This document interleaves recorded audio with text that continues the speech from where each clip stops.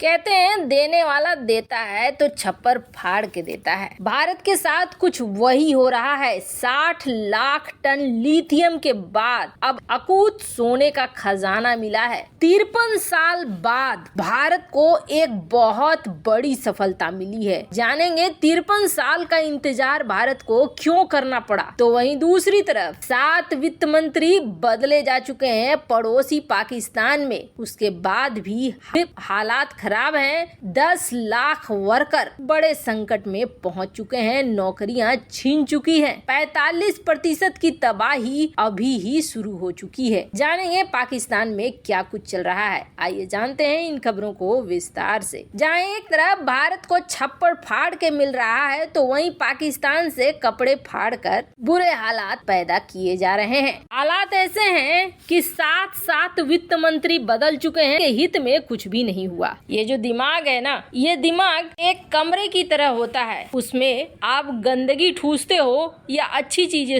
किससे भरते हो, ये आप पर निर्भर करता है। यही चीज पाकिस्तान के साथ है। पाकिस्तान ने कभी आगे बढ़ने, अपने देश का विकास करने के बजाय सिर्फ और सिर्फ गलत जगह ही दिमाग लगाया। जैसे कि डिफेंस सेक्टर को बढ़ाना है, खूब सारे पैसे डिफेंस में लगाने हैं और आतंकियों का भरण पोषण करना है। अब इसी पर आईएमएफ ने चोट दे दिया है। आईएमएफ एक के बाद एक शर्त लाता जा रहा है। पाकिस्तान शर्त मान भी रहा है, फिर भी आईएमएफ ये कह रहा है कि तुम जो मान रहे हो ये काफी नहीं है। आईएमएफ ने बोला सैन्य बजट घटाओ। पाकिस्तान बोला ऐसा कैसे हो सकता है, सैन्य बजट अगर हम घटा देंगे तो हमारे लिए तो बहुत मुश्किल हो जाएगी। अब तो टीटीपी भी आकर खड़ा हो गया है, मरने मारने को उतारू है। आप हमसे हथियार ही छीन लोगे तो हम लड़ेंगे कैसे। और दूसरी तरफ हमारा पुराना दुश्मन भारत, उसके खिलाफ भी तो हमें आतंकी कार्रवाई करनी है। आईएमएफ ने बोला अच्छा छोड़ो, डिफेंस बजट नहीं घटाते हो, कटौती नहीं करते हो तो ऐसा करो,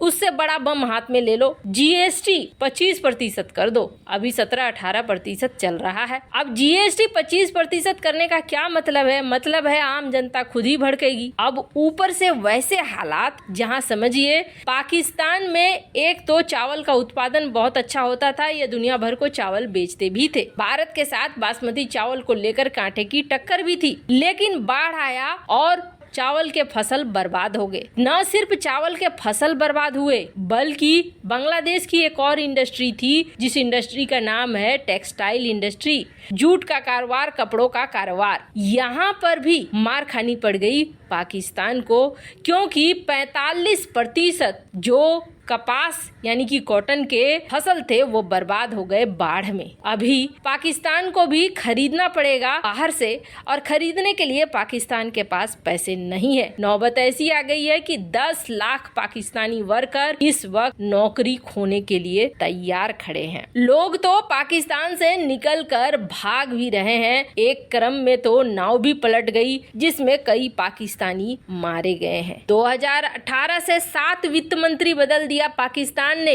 लेकिन फिर भी पाकिस्तान के हालात नहीं सुधरे। भारत में 6 साल हुए नई सरकार आए और इस नई सरकार ने ये कर दिया कि 5वीं दुनिया की सबसे बड़ी अर्थव्यवस्था बन गया भारत। ये सच्चाई है जो दिखता है, और कम से कम पाकिस्तानी जनता को तो ये जरूर दिखना चाहिए। खैर, जहाँ एक तरफ ये सब कुछ हो रहा है, वहीं दूसरी तरफ 53 साल बाद भारत को बहुत बड़ी कामयाबी मिली और छप्पर फाड़ कर बारिश हो रही है। भारत को सोने की चिड़िया यूं ही नहीं कहा जाता था। ये तो कहिए कि कभी उस तरफ ध्यान दिया नहीं गया। आज ही ऐसा क्यों हो रहा है कि 60 लाख टन लिथियम मिल रहा है, कई और रिजर्व मिल रहे हैं? इसलिए हो रहा है क्योंकि सरकार हाथ धोकर पीछे पड़ गई है रेयर अर्थ मटेरियल के, कि अगर चाइना इस क्षेत्र में आगे बढ़ सकता है तो हम भी आगे बढ़ सकते हैं, और इसका फल भी भारत को मिलना शुरू हो गया है। हमने देखा किस तरीके से 60 लाख टन लिथियम मिला,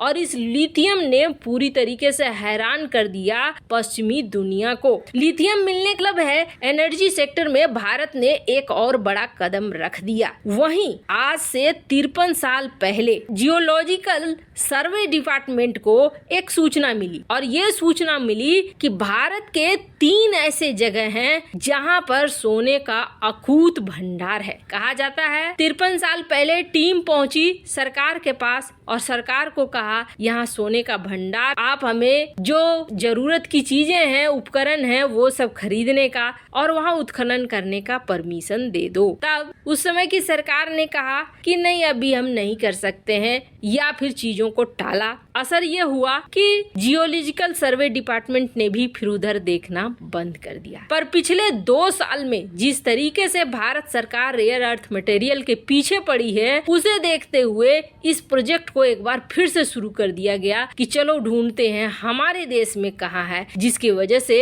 60 लाख टन लिथियम तो मिला ही। इन्हें याद आया कि 3 ऐसे जगह थे जहां सोने की संभावना थी। इन्होंने सरकार के सामने रखा, सरकार ने कहा इसे देखो, और इसका फल निकल कर आ गया।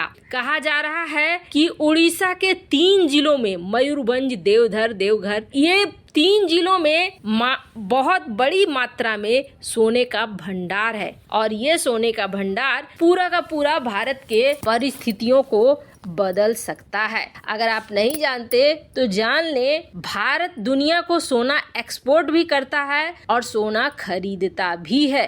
भारत उम्मीद किया जा रहा है कि इस साल 24% सोना एक्सपोर्ट करेगा। तो वहीं चाइना और भारत, ये दोनों इंपोर्टर माने जाते हैं। दरअसल भारत सोने को आभूषण में बदलकर आभूषण को बेचता है, लेकिन बड़ी मात्रा में गोल्ड का रिजर्व रखा जाता है अपने देश में। इसके पीछे कारण ये है कि अगर कोई जंग काफी लंबा चलता है या किसी तरीके के प्रतिबंध लगते हैं, तो ये सोना एक बहुत बड़ा भूमिका निभाता है। सोने की वजह से कोई भी जंग आसान बन जाती है। हमने देखा किस तरीके से रूस यूक्रेन की लड़ाई शुरू होने से पहले रूस ने बहुत बड़ा सोना का खजाना ही खरीदना और जमा करना शुरू कर दिया। इस वक्त कहा जाता है कि रूस के पास 2000 मीट्रिक टन सोना है, जो बहुत बड़ी मात्रा है। उसी तरीके से चाइना ने भी एक बहुत बड़ा रिजर्व रखा हुआ है। और बात है भारत की, तो आपको बता दें, भारत में